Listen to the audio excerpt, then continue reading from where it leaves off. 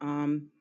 By way of a little background on Richmond 1 and 2, RHA converted 5 public housing sites back in 2021 to the RAD platform, moving from public housing to Section 8. That was Richmond Family 1 and Richmond Family 2.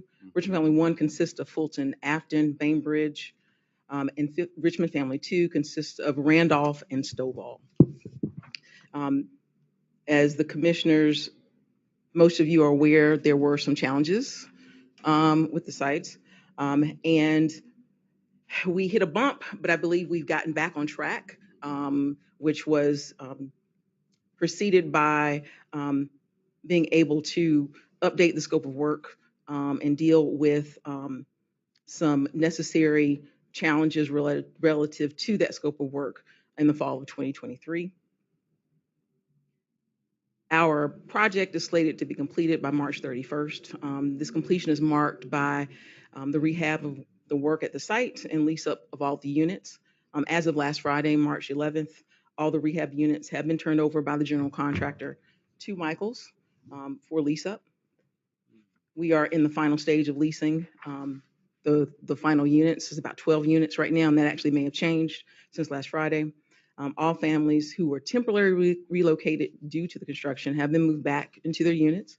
The general contractor is wrapping up the site work that is part of the scope of work. I do want to point out that RHA has been closely monitoring the project with the convening of weekly and bi-weekly meetings with the Michaels team. We also are participating in Virginia housing inspections that are done periodically. And that project management work includes, keeping up with resident movebacks, maintenance issues that were brought up earlier on, leasing and inspections as part of the work that we're doing to move the project forward. And if there are any questions, I'm happy to answer. I'd like to add one other thing, if I may, really quickly, go to the next item. What we've also done is that recognizing that the seniors at both of those sites, have a tough time navigating our portal. So I said to Fatima, heads up our ACV program, meet them where they are. So what I said, it's going to be overtime, whatever. We got like 6 of our folks after work hours. We took laptops and create like a DMV environment, right, in the community center.